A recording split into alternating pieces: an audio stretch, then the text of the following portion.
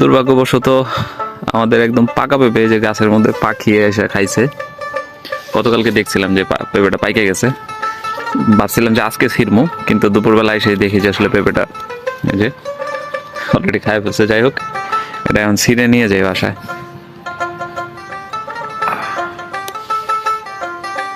এই যে পেঁপে খাই ফেলছে এইটুক জায়গা। যাই হোক, করার নাই, পাখি যেহেতু খাইছে। খুব সুন্দর পেঁপেটা।